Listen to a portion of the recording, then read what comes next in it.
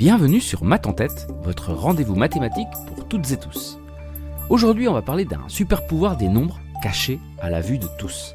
C'est comme s'ils avaient une vie propre, qu'ils s'organisaient de manière non chaotique quand on les laisse gambader en liberté. Donc, tout part d'une observation incroyable sur les chiffres. On va parler de l'incroyable loi de Benford. Pourquoi incroyable ? Parce qu'elle dit, pour résumer, que dans beaucoup de situations totalement différentes, les petits nombres, comme 1, 2 ou 3, semblent avoir une place privilégiée par rapport aux grands, comme 8 ou 9.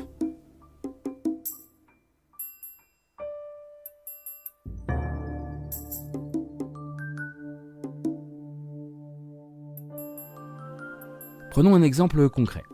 À Métropolis, on décide de recenser la hauteur de tous les nombreux immeubles de la ville. On va noter le premier chiffre de chacune de leurs tailles. Un 1 pour les petits de 10 mètres, d'autres de 12 mètres, 15 mètres. Évidemment, la série continue, 2 pour ceux de 20 mètres à 30 mètres, etc. Et on arrive à un moment au gratte-ciel de 100 mètres de hauteur, 120 mètres, 150 mètres et ainsi de suite. Donc, encore un 1. À mesure qu'on monte, les immeubles sont bien sûr de moins en moins nombreux, et on réalise que ceux qui commencent par 1 sont finalement bien plus nombreux que les autres. Ce phénomène crée un effet de déséquilibre. Alors, hasard ? Au supermarché, faites l'essai. Notez le premier nombre de chacun des prix sous vos yeux. Pareil, stupeur, tremblement, l'univers semble préférer les petits chiffres. La distance entre les étoiles de notre bonne vieille Voie lactée ? Même constat. La longueur des fleuves en Europe ? Idem. La population des grandes villes du globe ? La même. Pourquoi le 1 semble partout ? Y a-t-il complot ? Ou serait-ce notre lecture du monde qui serait défaillante ? Caricaturons. Dans une série de données numériques, on imagine aisément les chiffres de 1 à 9 apparaître à peu près aussi fréquemment comme premier chiffre significatif. On partirait dans ce cas sur une fréquence attendue de 1 sur 9, soit environ 11,1% pour chacun. Eh bien, que nenni ! Le truc, c'est qu'on a pris l'habitude de souvent appliquer un vernis additif à notre environnement. On va d'ailleurs en reparler. Et ici, contrairement à ce que l'intuition nous dicte, et qu'on nomme d'ailleurs biais d'EQI probabilité, une série de données suit très souvent ce qu'on appelle la loi de Benford. La loi de Benford nous dit que dans le monde de la data, environ 30% des nombres, un tiers quand même, commencent par un 1, tandis que le pauvre 9 ne pointe qu'à environ 5%. Les autres nombres apparaissent avec un pourcentage décroissant. Donc dans l'ordre 30% pour le 1, 18% pour le 2, 12% pour le 3, 10% pour 4, 8% pour 5, 7% pour 6, 6% pour 7, un peu plus de 5% pour 8 et un peu moins de 5% pour le 9. Une injustice numérique, pensez-vous ? Mais pas du tout. C'est juste une loi mathématique fascinante.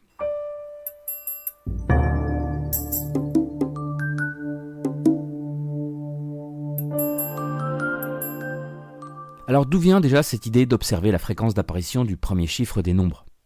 Est-ce que quelqu'un s'est réveillé un matin en criant « Eureka, le 1 est partout ?» Eh bien, pas vraiment en fait.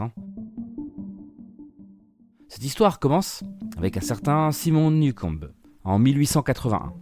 Il remarque que dans les bibliothèques scientifiques, les pages des tables logarithmiques, oui, c'était avant les calculatrices, qui commencent par 1 sont beaucoup plus usées que celles qui commencent par 9. Les gens consultaient beaucoup plus souvent les logarithmes des nombres qui débutaient donc par 1.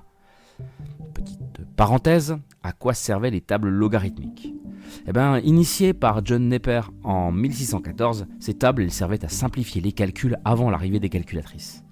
Elles transformaient des multiplications et des divisions compliquées en simples additions et soustractions, grâce aux propriétés des logarithmes. Par exemple, pour multiplier deux grands nombres, on cherchait leur logarithme dans la table, on les additionnait, puis on revenait au résultat final en faisant le chemin inverse. C'était très pratique pour les ingénieurs, les astronomes et les scientifiques de l'époque. Là, vous aurez remarqué qu'on met en évidence le lien entre le monde de l'addition et de la multiplication. Eh oui, parfois, le monde se lit mieux sous forme multiplicative qu'additive. Un exemple ? Imaginez un chihuahua de 20 cm au garrot, un enfant de 4 ans de 1 mètre de haut, et Victor Wembanyama, le pivot des Spurs de 2,21 m. D'un point de vue additif, l'enfant et le chien ont plus en commun, car 80 cm les séparent. alors qu'il y a 121 cm d'écart entre le gamin et le basketteur. Alors que d'un point de vue multiplicatif, l'enfant est 5 fois plus grand que le toutou, 100 divisé par 20, ça fait 5, mais seulement 2,21 fois plus petit que Wemby. 221 divisé par 100, ça fait 2,21. Ce rapprochement nous paraît plus naturel. Donc oui, aussi étrange que ça puisse paraître, notre cerveau doit parfois adopter une vision multiplicative du monde. Reprenons l'exemple de nos immeubles dans le ciel de Métropolis. Entre les nombres 1 et 2, il y a un rapport de 2, soit 100% d'augmentation. Alors que de 9 à 10, il n'y a que 11,1% d'augmentation. L'intervalle 1-2 est donc plus grand que l'intervalle 9-10. Il devient donc plus normal d'y trouver plus de monde lorsqu'on regarde ces nombres avec notre regard additif traditionnel. Mais d'un point de vue multiplicatif, ces intervalles sont similaires. En tout cas, malgré un article publié, la trouvaille de Newcomb tomba dans l'oubli. Mais cette observation empirique a contribué à mettre en lumière la loi de Benford, qui décrit ce phénomène de manière mathématique. Et c'est qu'en 1938 qu'un autre gars, Frank Benford justement, mathématicien et physicien de son état, bah oui ça arrive, retombe par hasard sur la même curiosité de répartition des nombres et décide de formaliser tout ça. Pour ce faire, il collecte 20 229 données réelles, oui quand même.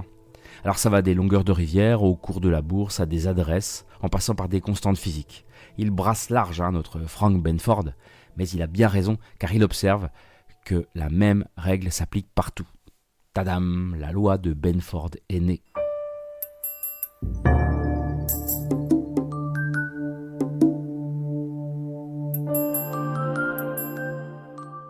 Alors si vous voulez briller en société, voici la formule derrière la loi.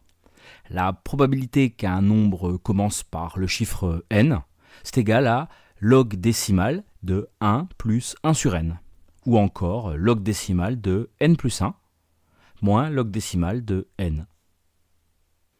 Et donc sous ces conditions, la proba qu'un nombre commence par 1, c'est log 10 de 2, et ça fait bien 0,30 à peu près.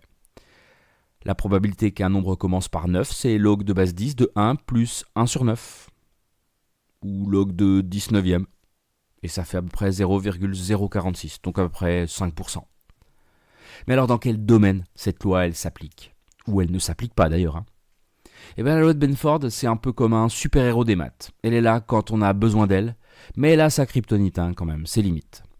Elle fonctionne super bien pour les données, donc financières, factures, chiffre d'affaires, scientifiques, mesures physiques, géographiques, population, longueur de rivière, etc. Mais elle ne marche pas si les nombres sont limités artificiellement, comme des prix fixés entre 10 et 20 euros, des numéros de téléphone commençant en majorité par 06, ou des tailles commençant presque toutes par 1.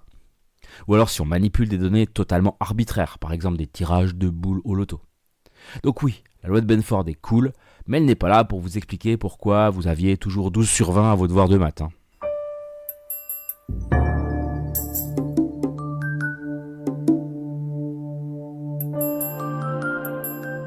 La loi de Benford est une loi observée aussi bien dans les mathématiques sociales que dans des tables de valeurs numériques, comme celles qu'on rencontre en physique, en volcanologie, en génétique, dans le BTP, en économie, comme les taux de change, ou dans les numéros de rue d'un carnet d'adresses personnel. Données géographiques, données physiques, résultats sportifs, taille des fichiers sauvegardés dans un ordinateur, etc. Elle est là, en filigrane. Ok, tout ceci est fascinant, mais je l'entends venir à des kilomètres. À quoi ça sert? À rien? Eh ben détrompez-vous. La loi de Benford, c'est un outil puissant pour attraper les fraudeurs. Quand quelqu'un falsifie des données comptables, il a tendance à les inventer de manière uniforme, de normaliser sa sélection aléatoire.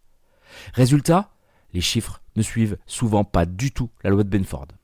Les inspecteurs fiscaux l'utilisent donc pour détecter des anomalies dans les déclarations. Je vous avais prévenu, il y a un peu de super-héros dans la loi de Benford.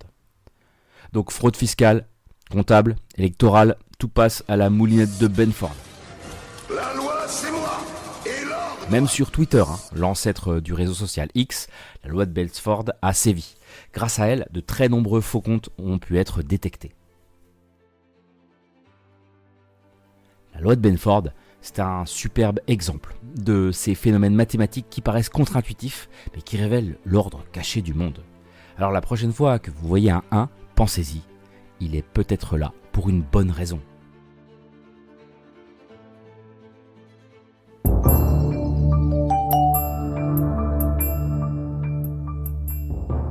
Et voilà, c'est tout pour aujourd'hui, chers auditeurs de Maths en tête. Merci pour votre écoute. Un comble pour cet épisode qui commence par un 1.